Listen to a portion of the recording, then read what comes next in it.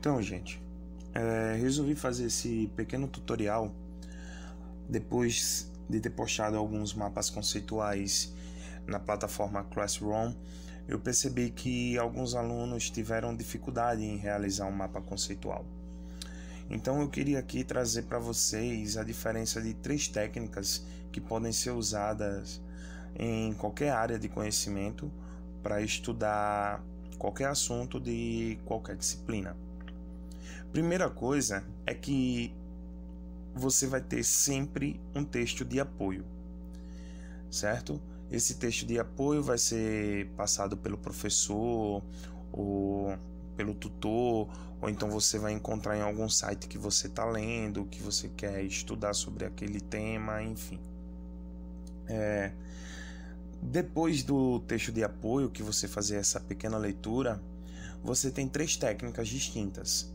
A primeira é um mapa conceitual, a segunda é um mapa mental e a terceira é o resumo. Ambas estão corretas, certo? Fica a critério total do aluno saber qual ele vai utilizar para aprender melhor. Isso varia de pessoa para pessoa. Eu, particularmente, prefiro, nos meus estudos, fazer mapa conceitual. Eu consigo aprender melhor. Então, eu vou diferenciar um pouquinho cada um deles.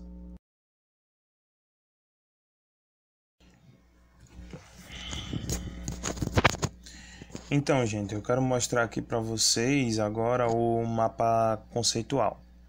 Então, vamos lá. Observa aqui no mapa conceitual eu tenho um termo central, que é chamado aqui as leis de Newton. Eu tenho as ramificações, né? Que são os conceitos secundários aqui dentro desses quadradinhos laranjas. Uma sugestão que eu dou é toda vez que você for fazer um mapa conceitual, você definir uma hierarquia entre os conceitos. Observa que o conceito principal aqui é chamado as leis de Newton, né? E eu tenho aqui primeira lei, segunda lei, terceira lei, e tenho aqui também o repouso como outros conceitos a priori. Observa que no mapa conceitual também eu sempre tenho palavras ou termos de ligação. São esses termos aqui, que vai ligar um conceito com o outro, tá? Sempre eu tenho isso daqui. Então, isso é um elemento principal, um dos elementos principais do mapa conceitual. Outra coisa é que no mapa conceitual você pode observar que não existe textos, certo? Não existe textos, é apenas literalmente o conceito sobre o que se refere. Outra coisa, observa também que no mapa conceitual sempre tem essas setinhas. Qual a importância dessas setinhas aqui? Ela indica a sequência, a ordem do conceito. O que é comum que você pode encontrar? Você pode encontrar 2 setinhas para o mesmo conceito. Uma em uma sequência e a outra voltando. Isso implica dizer o seguinte, que há uma reciprocidade entre os conceitos, que não interessa a ordem que esses 2 conceitos se relacionam. Apenas interessa que existe uma relação entre ambos, mas não importa a ordem dessa relação. Então isso é o mapa conceitual. Agora vamos para o próximo. Então, gente, eu vou mostrar aqui para vocês agora o mapa mental, certo? Então eu quero que vocês percebam algumas diferenças. No mapa mental eu tenho um termo central também, tá? Só que o que acontece? No mapa mental eu tenho a primeira lei aqui definida em relação às leis de Newton, a segunda lei definida, a terceira lei definida. Observa o tanto de coisas que eu tenho aqui, na definição da terceira lei. Observa quanta coisa também eu tenho aqui em relação à primeira lei.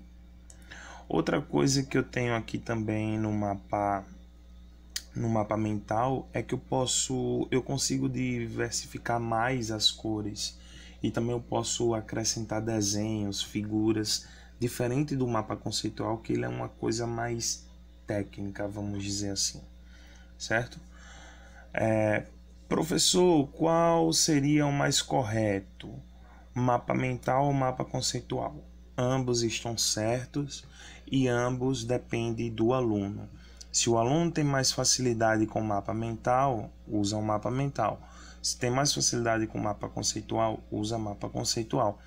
Observa também assim que eu tenho um conceito mais abrangente, ele é mais robusto, certo?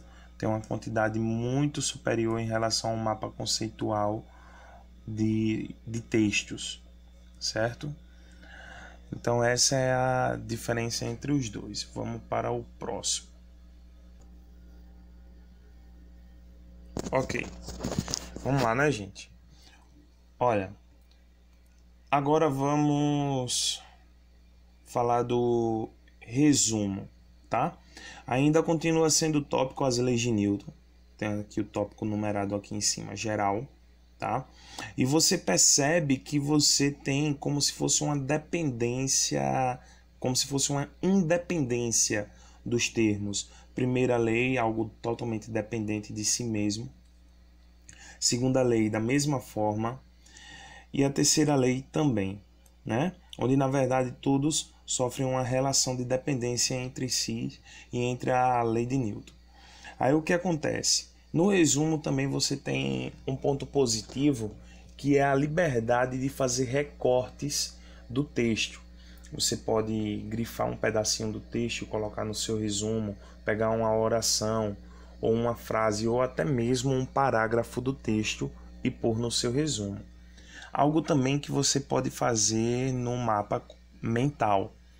Já no conceitual, ele fica totalmente restrito apenas ao conceito, aquela palavra principal, aquela palavra-chave, certo?